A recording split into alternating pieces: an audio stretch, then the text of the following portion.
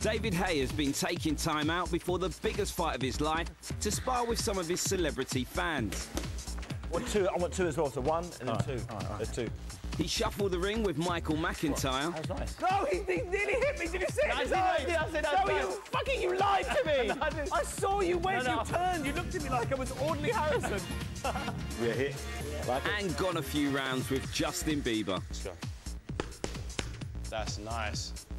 I'm serious. I can feel that through my shoulder. I'm not just saying that either. I can feel that through my shoulder. All right, and again.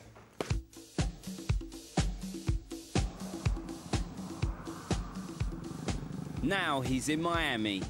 As part of his training program, David's at the famous 5th Street boxing gym where the legendary Muhammad Ali learned to fight.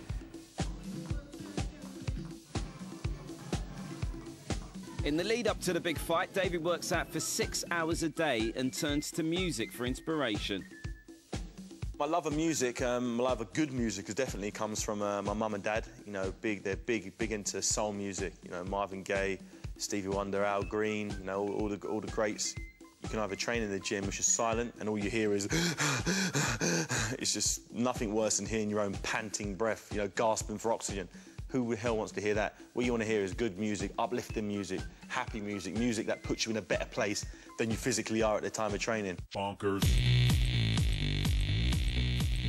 Someone like Dizzy Rascal, someone who comes out there with tunes, you know just soon like Bonkers or something like that just gets you hyped, gets you happy. That's what you want to hear when you're training, and that's why I listen to his music. David and Dizzy Rascal have been friends for over 5 years. My Gatorade over there. When they're both in London, they often train together at David's gym. Today, Dizzy Rascal's in Miami and wants to have a go at knocking out the Hayemaker. Yeah. I remember kicking. You left your head there. I'm going to aim for your head here, so if you don't move it. Yeah.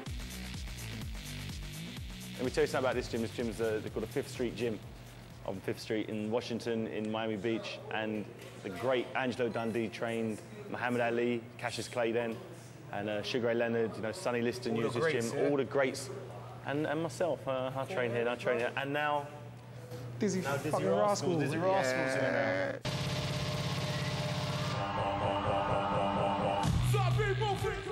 Dizzy Rascal is a multi-award winning artist and currently the UK's top-selling rapper. Some people pay for thrills, but I get back for free, and I just live in my life. Nothing crazy about me.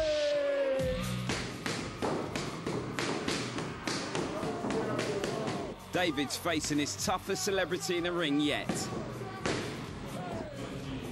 Yeah.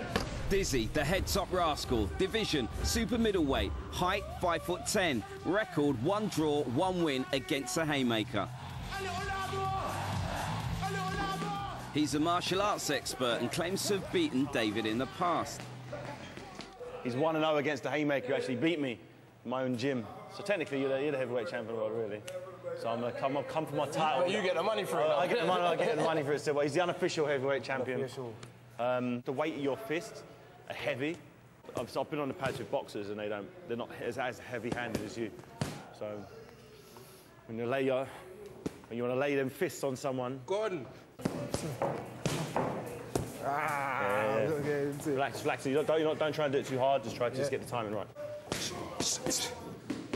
Done Thai boxing against real professional Thai fighters. So where do you get your confidence from? I think it's the challenge more than anything. I think the challenge makes up for the confidence.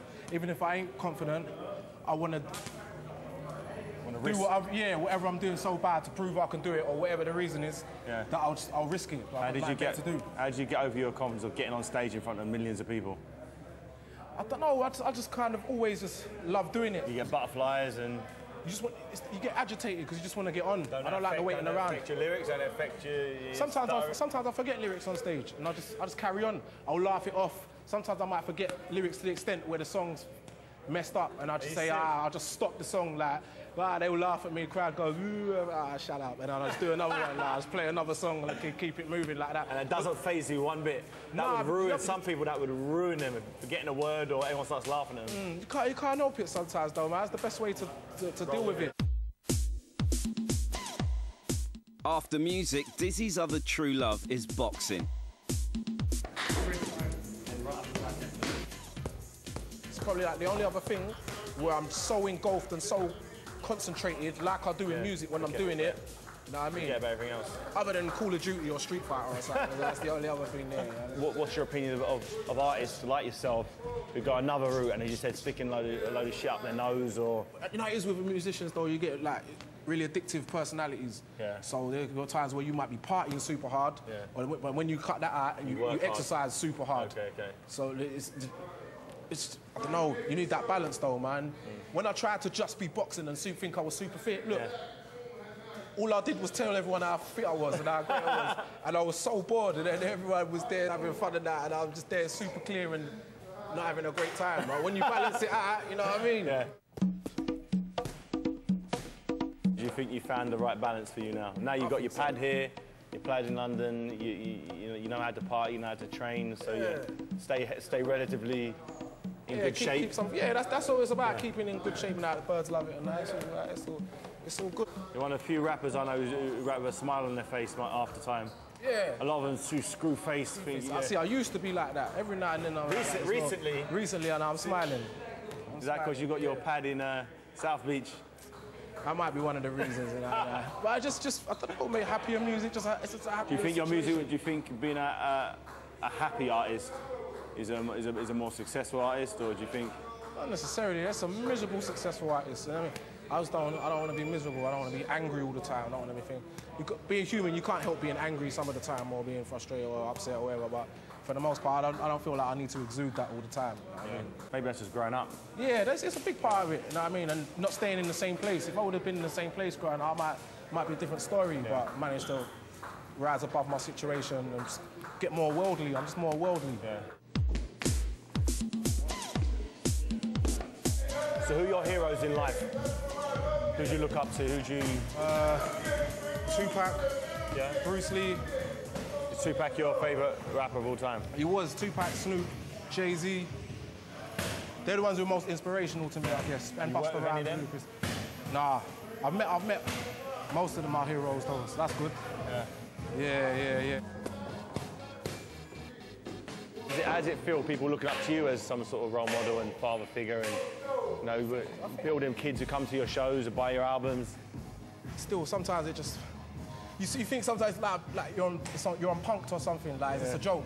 Like people mean it, you mean a lot to people, and you've got to be careful. There might be times where I might be walking down the street, I don't really want to talk to no one. Yeah. But that person there, that's their one chance to see you. Yeah. And they bought your albums, they've been to your concert. And your words or whatever the music just has meant so much, and it's got them through things and that.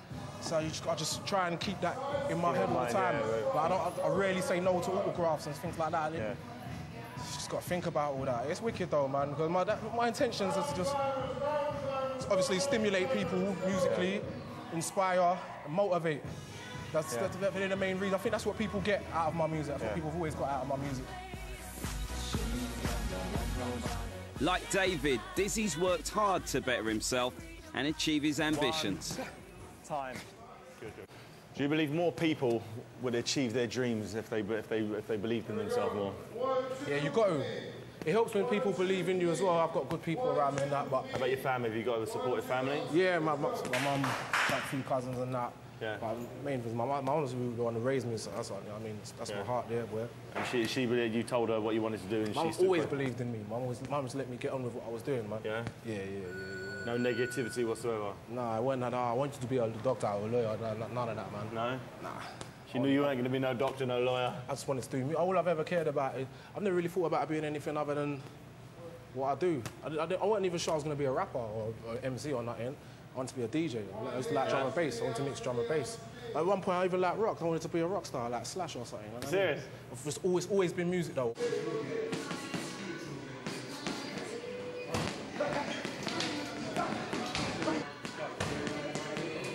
10 seconds. On the countdown, don't want to drop the pace. I just want it to keep going out. Really drill your arms. You should be feeling it burning in your arms. Yeah, 3, 2, 1, go. 1. That's it. Harder than that. That's it. 8, 7, 6, 5, 4. Perfect. 3, 2, 1, and time. Good work, man.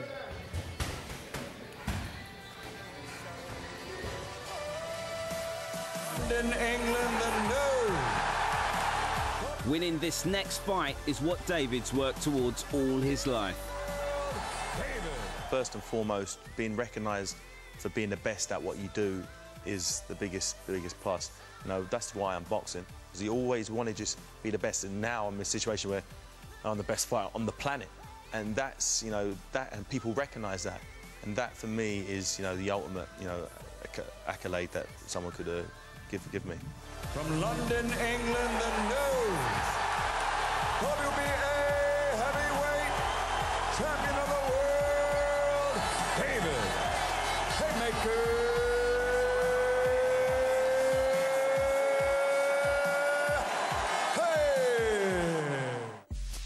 Coming up next time, comedian Ricky Gervais shows David what he's made of. You out, sucker. You're going to jab to the body, jab to my body. Jab to my body. Oh, Jesus Christ. Jab to my body properly, so you're going to jab it. Even step eating concrete. And then throw a right hand. That's like a stomach, but harder. That's ridiculous. That's ridiculous. And David gets some boxing tips in New York from acting legend Mickey Rourke. Okay, now, here, hit me. You want to fight me? Huh? I'll do you right now.